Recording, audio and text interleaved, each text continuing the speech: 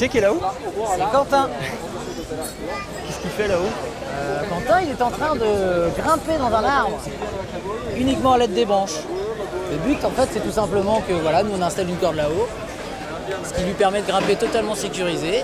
Et ensuite, eh bien, il suit le chemin de sa corde et il doit se débrouiller uniquement à l'aide des branches. C'est-à-dire qu'on ne va pas mettre, voilà, on a juste une échelle au début qui lui permet d'atteindre les premières branches et après c'est à lui de se démerder. Ah, il est haut là, hein? Ouais, ça commence à grimper un petit peu, ouais. C'est quand même un arbre qui n'est pas forcément facile, hein. C'est quoi comme arbre? C'est un tilleul, un joli tilleul. C'est plus dur que d'autres arbres? Ça dépend des essences. Quand on grimpe du conifère, il y a énormément de branches, donc c'est vrai que c'est souvent plus facile d'avoir un escalier, quoi.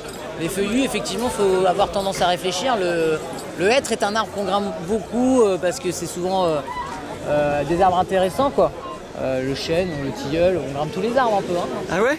Ah ouais, quasiment. Après, le but du jeu, c'est qu'il soit en bonne santé, que l'arbre, il ait envie qu'on vienne le visiter, et puis voilà, quoi.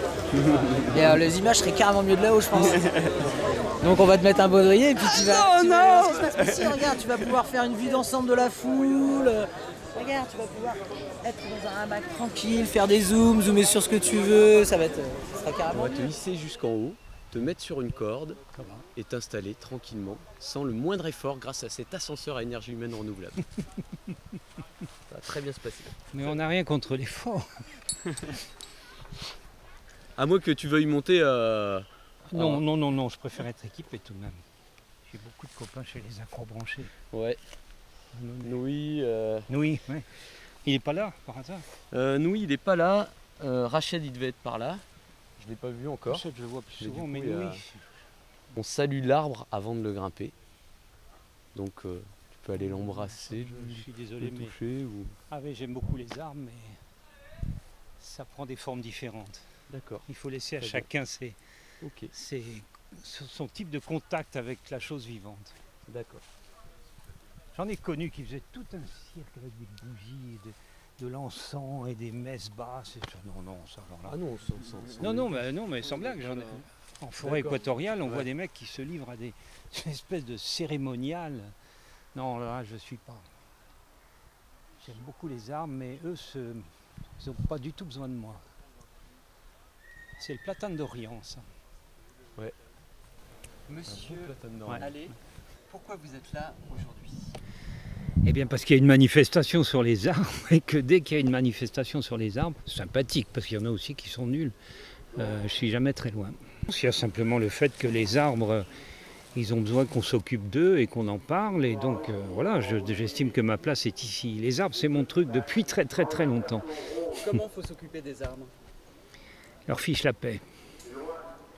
C'est le mieux qu'on puisse faire pour eux, c'est de leur fiche la paix. Réellement, je pèse mes mots.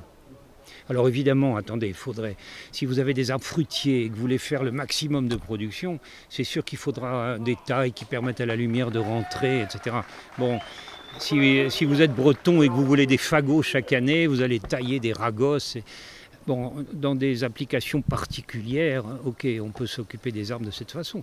Mais sinon, si vous voulez simplement que l'arbre pousse le mieux possible, lui fiche la paix. En Provence, on taille les arbres pour faire des belles allées. C'est une bonne chose, c'est nécessaire? Comment faire? Non, mais c'est des questions esthétiques. C'est pas du tout pour le bien de l'arbre, c'est pour notre bien à nous. Est-ce qu'il risque quelque chose, l'arbre? Non, je crois pas. Non, réellement pas. Oh, c'est bien. Non, il risque rien. Si c'est bien fait, si c'est fait à la bonne époque, etc. Enfin, je pense que maintenant, toutes ces techniques-là sont bien au point. Mais encore une fois, c'est pas pour l'arbre, vous comprenez, qu'on le taille comme ça. C'est parce que nous, ça nous plaît d'avoir des voûtes de feuillage ou des choses comme ça.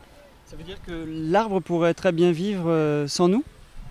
C'est tout à fait évident. Attendez, vous me faites marrer. Il y a des arbres depuis 300 millions d'années.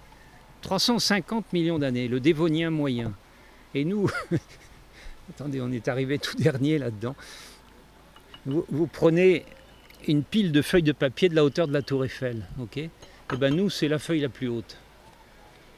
Et les arbres, ils sont vers le bas, alors ils n'ont pas besoin de nous, ça c'est clair. Ils sont plus en danger que nous en ce moment ou... Je dirais que nous courons les mêmes dangers. C'est-à-dire, si eux disparaissent, alors là, je donne vraiment pas cher de l'être humain. Ils ont quelque chose d'admirable, c'est qu'ils font comment dire, ils ont un comportement qui est inverse du nôtre, c'est-à-dire qui répare nos bêtises. Bêtises, c'est pas seulement des bêtises, mais quand je respire, j'envoie du gaz carbonique dans l'atmosphère. Bon, eux, c'est de ça qu'ils ont besoin. Ils prennent le carbone et ils me renvoient l'oxygène. C'est exactement ce qu'il nous faut. Donc, sans les arbres, alors là, je donne pas cher de l'espèce humaine. Est-ce qu'on manque d'arbres alors dans le monde? Écoutez, je dirais pas ça pour l'Europe. Mais dans les régions tropicales où je travaille, oui, on manque d'arbres. Oui, on les détruit à une telle allure que ça finit par manquer. Une île comme Madagascar, par exemple, qui était entièrement boisée il y a un siècle, et maintenant vous avez à perte de vue des savanes sans arbres du tout. Et alors qu'est-ce qui se passe? La terre s'en va, elle part dans les fleuves puis dans la mer. Donc, on a toujours du mal, oui, à s'imaginer à quelle vitesse ça va. La déforestation? Oui. C'est terriblement rapide. Quand un exploitant forestier jette son dévolu sur une parcelle de forêt primaire, je vous parle à nouveau des tropiques, c'est ce que je connais le mieux, en 4 ans, il n'y a plus de forêt. D'énormes forêts qui étaient là depuis peut-être plusieurs centaines de milliers d'années. Il n'y a plus de forêt. C'est très vite fait. Ils sont terriblement efficaces et d'une avidité. Parce que pour eux, c'est la matière première d'un négoce, tout ça, pas plus. Ils s'en foutent que ça soit vivant. Ça, c'est vraiment le cadet de leurs soucis. Ils coupent, ils coupent, ils coupent. Puis alors, il y a un comportement machiste. Ils coupent beaucoup plus que ça n'est nécessaire. Ils coupent des arbres qu'ils ne pourront pas vendre. C'est juste pour faire de la place, etc. Enfin, c'est horrible. Moi, ça me soulève le cœur à chaque fois que je vois ça. On n'est pas du tout dans ce cas-là sur la forêt européenne. Ah, pas du tout. Ah, non, justement. Mais attendez, un des éléments du drame, je vais vous dire, c'est qu'en Europe, nous avons développé un corps de forestiers. On peut bien entendu lui adresser des critiques, mais en gros, ce sont des gens excellents et très performants. Et un des éléments du drame, c'est qu'ils ont prétendu, ces forestiers de très haut niveau, s'occuper des tropiques avec les mêmes méthodes. Ils ne se sont pas remis en question. C'est là qu'on voit que ça ne marche pas et que la forêt tropicale, c'est pas la même qu'ici. Voilà. Quelle est la différence qu'est-ce qu'il aurait fallu faire alors? Il aurait fallu commencer par l'étudier, s'apercevoir que la biodiversité était peut-être 10 fois ou 100 fois ce qu'elle est dans nos forêts d'ici.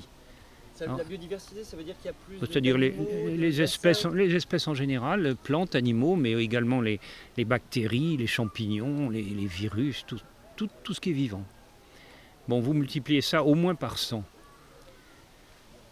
Et tout ça il faudrait rentrer dans plus de détails, mais tous ces êtres vivants sont accrochés les uns aux autres, je ne veux pas dire accrochés physiquement, mais ils sont dans des réseaux biotiques, des réseaux biologiques tellement denses et tellement compliqués que vous faites tomber un arbre, alors votre gars, le bûcheron qui est là, il dit « Oh, mais un arbre, il y en a tellement, il y en a tellement ».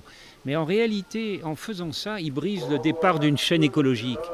Et puis c'est comme un peloton de laine sur lequel vous commencez à tirer, tout s'écroule. Alors les dégâts, à travail égal, les dégâts sont beaucoup plus forts que dans nos forêts d'Europe. Ça se voit très très bien.